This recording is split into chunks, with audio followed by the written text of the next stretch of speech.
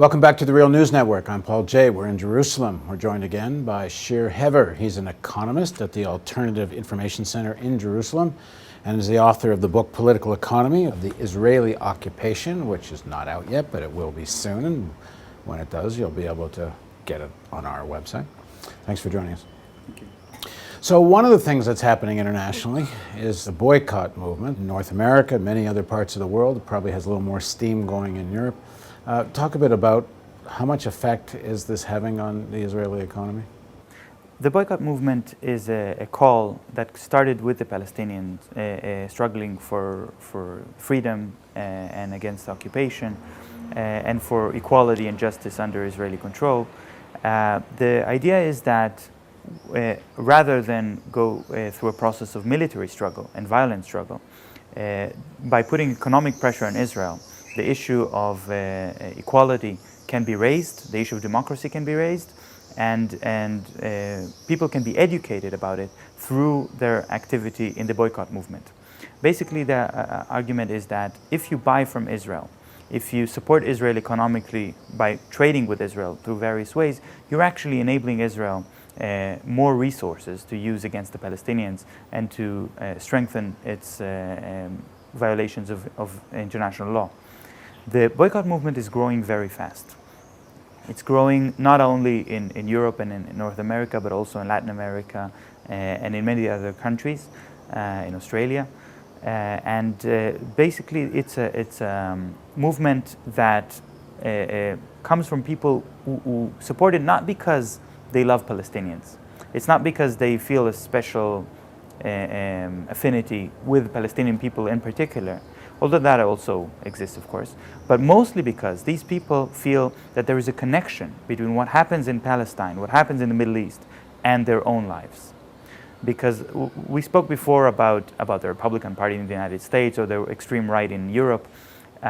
Israel is a kind of factory for repression and mechanisms of repression that are being sold to other countries in the world. And mechanisms that are used against Palestinians are often replicated and used against citizens of other countries by their governments because they've already been tested on Palestinians as kind of guinea pigs, if you want. And so the boycott movement is also a way for people to voice their dissatisfaction with their governments. Why are their governments enabling Israel, allowing Israel to continue to violate international law, to develop and create weapons of mass destruction illegally, to deny Palestinian citizenship and democracy, and to incarcerate 1.5 million people in the Gaza Strip in conditions of utter poverty, where their only means of sustenance is aid from the international community? Why should the international community allow this? Other countries that attempt different so things, far, the boycott movement, what effect is it having on the Israeli economy?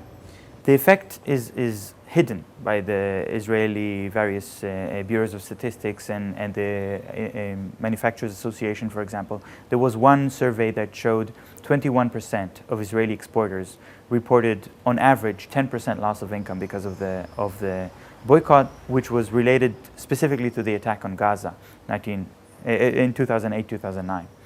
But this report was censored. This report was removed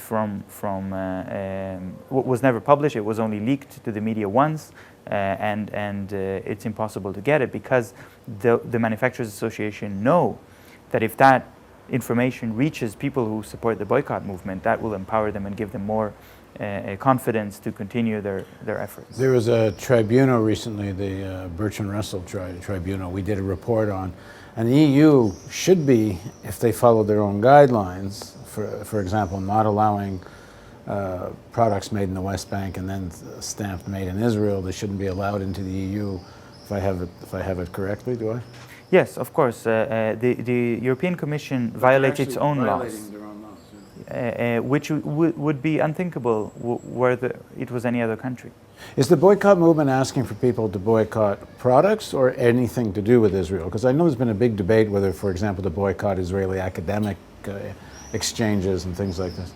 We at the Alternative Information Center published a report about Israeli academic institutions, and our argument is basically that the big universities in Israel, actually all of the universities in Israel with the exclusion of the Open University, have been actively participating in acts of repression against Palestinians, discriminating against Palestinian students, or not accepting Palestinian students, not allowing freedom of protest, not allowing professors to research certain topics that are considered inappropriate or not loyal enough, providing benefits to the Israeli army or to officers, and developing weapons. So we have a list in this publication, which you can download from our website, of every Israeli academic institutions and what kind of crimes they're involved in. And you can make your own decision whether you want to boycott these institutions or not. And the same goes for a lot of other kinds of businesses in Israel, not necessarily businesses that have their factories in the occupied Palestinian territory. Of course, those are clear examples of colonialism, but also factories that don't offer equal employment opportunities for Palestinian citizens, factories that embrace the army and give discounts to soldiers, factories that contribute to the army. And so you see that the vast majority of the Israeli economy is very strongly intertwined with the project of Judification and Zionism. So there is a very strong argument for boycotting every Israeli product, or at the very least, for boycotting every Israeli product until Israel is able to differentiate and to give accurate and fair information about its exports. Which exports come from the occupied Palestinian territories, which aren't, which companies offer equal opportunities, which aren't. And it's not just about economic boycott, it's also cultural boycott, because we don't want to give the impression that Israel is a normal country, that you can just have it as part of a tour of performances of various famous artists. So we're asking famous artists not to come and perform in Israel. That would be legitimizing the Israeli apartheid. Now, one of the critiques of the boycott movement is that all of this Israeli policy is enabled by the United States, but nobody's talking about boycotting the United States. There is the moral issue, and there is also a practical issue, of course. I think the United States is committing many crimes as well, and in many cases more serious crimes. That's definitely true, and acting as an imperial power.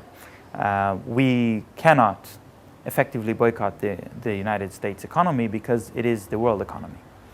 But what we can do is make a statement through boycotting the Israeli economy and through ending the injustice in the Middle East, or at least in Palestine, as a first stage in a global struggle for a better world for everyone.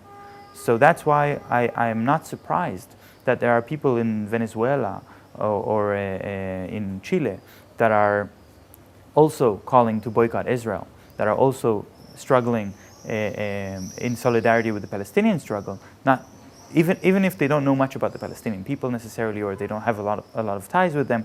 They know that this is one of the places where victory is achievable, and that would be a very important victory also against the neoliberal policies, the global neoliberal policies, and United States imperialism.